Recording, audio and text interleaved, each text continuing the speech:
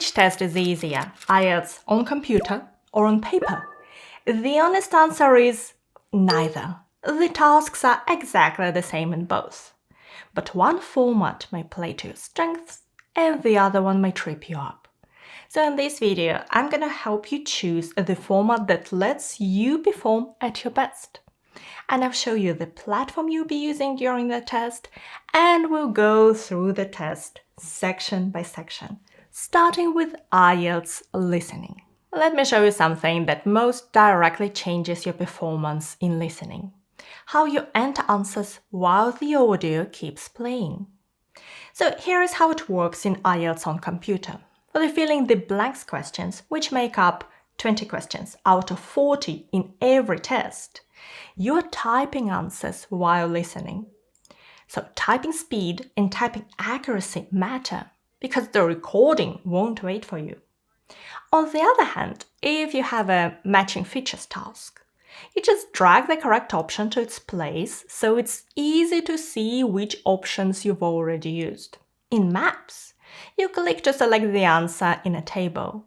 And you may need to get used to it, but again, it's relatively easy to see which options you've used and which you haven't. In multiple choice questions, you click on the answer to select it, and that's it. So you should definitely feel comfortable enough typing while listening. Now, the next big factor is audio. Generally, more and more centers do provide headphones even for paper-based listening, but it's not something to rely on. It's not guaranteed. So some centers still use speakers. And if the audio is not perfect or someone is coughing next to you, well, nothing you can do. In IELTS on computer, you're guaranteed headphones. And in IELTS on paper, you aren't. Next is the timing difference that catches people out. So in paper-based listening, you get 10 minutes at the end to transfer your answers to the answer sheet. And that's enough time not just to copy your answers, but also to check the spelling, to think about any questions you missed. So that's definitely nice to have. On computer, you get 2 minutes to review your answers. That's because you select your answers directly in the system, so there is no transfer step. And one more detail that may catch you off guard. The questions don't move automatically. You need to click to go to the next set of questions, or you need to scroll down to see questions 9 and 10 from the first part, for example. It's not hard to do, just something to be aware of. And yes, you will still get paper for notes in the computer test too. Next, IELTS Reading. I have to tell you straight away, I do prefer IELTS Reading on computer. And once I show you why, you might prefer it too. But reading isn't usually the section that really decides which format is better for you. But let's not run ahead of ourselves. So, the reading setup works really well on computer. You see the passage, the questions on the same screen, and you just scroll. No need to turn pages. And the monitor in the test center is usually large to actually make it comfortable. It's not a laptop, it's a proper monitor. And the next one is really good. On computer, the timer is always there at the top of the screen. On paper, you have to manage time yourself, and some students don't notice they're behind until the invigilator tells them they have 10 minutes left. Another advantage is that on computer, you're entering answers directly as you go, so no need to transfer them to the separate answer sheet. And that saves you a couple of minutes. So how do you select your answers? For things like true, false, not given, it's just clicking. And you can change your mind easily. And for tasks like matching headings, the drag and drop style can actually be nice because it's very visual. You can see what you've placed and what's left. Now, one thing that doesn't work as well on computer is highlighting keywords. On computer, there is a highlight tool. In both listening and reading, you can select words in your questions and in the passage and highlight them in yellow. But it just takes longer than underlining words with a pen, so you have to use it more selectively. Also, if you try the practice test at home and you don't see the highlighting feature there, don't panic, it does work in the real exam. And before we move to the writing section, 2 rules that may save you from developing the wrong habits. So, Ctrl F does not work. It never has. You cannot search the passage like a web page.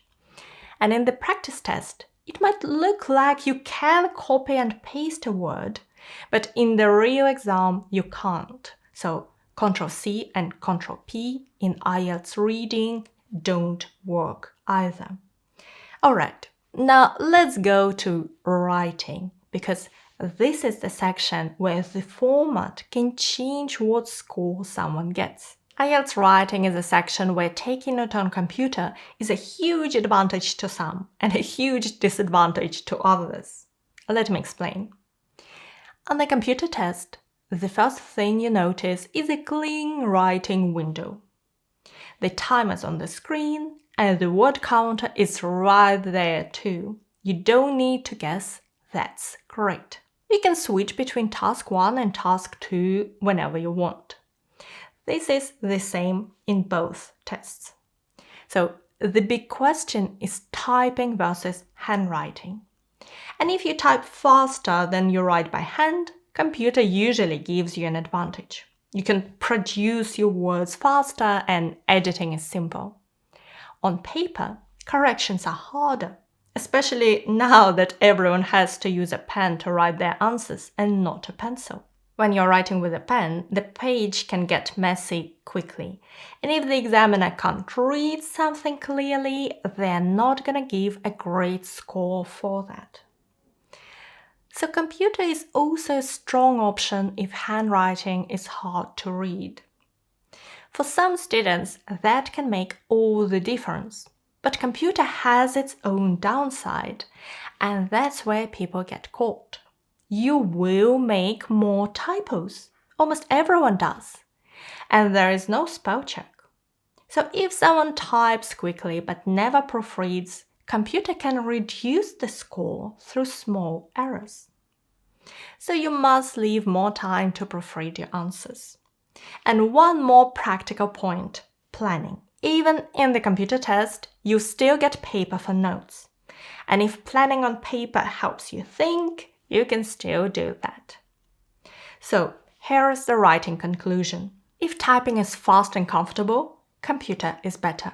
If typing is slow, if you make a lot of typos, paper is safer. This way you can focus on the message and language instead of the keyboard. And this is why writing usually is the section that decides which format is better overall. Now, let's talk about speaking, because whether you take it on computer or not, doesn't work the same way as the rest of the test. You take your speaking test separately from the other 3 sections, and it can happen in 2 ways. Sometimes it's the classic version. You sit with an examiner in a room, face to face. And sometimes it's still a real examiner, but the conversation happens through a video link on a computer. And here is the key point. Whether your speaking test is in person or not depends on the test center, not on the format you choose for the other parts of the exam. For example, when I took my computer-based IELTS in London, my speaking exam was in person. But you may choose to take your exam on paper and have your speaking exam through a video call. Now let's quickly cover the 3 practical factors that sometimes decide the format for you. First of all, have you heard about one skill retake? If you take an IELTS test and your score is lower than required in one section, in some cases you can retake that section only without repeating the whole test. This is amazing. But for now, it's only available in some test centers and only on computer. One skill retake on paper should be rolled out in the future, but not yet. Number 2. Sometimes what test you take depends purely on where you live, and it's easy to check what's available for you. If you go to IELTS.org and click on IELTS for test takers and select your city. For example, Kazakhstan, Almaty, so that's where I was born. And let's see the list of all the test centers and exam formats. A great choice. But had I lived in Atarao, a smaller town, I would have to take my test on computer or travel to another city. And number 3, results time. For IELTS on computer, results come through a lot faster, in 1 to 5 days.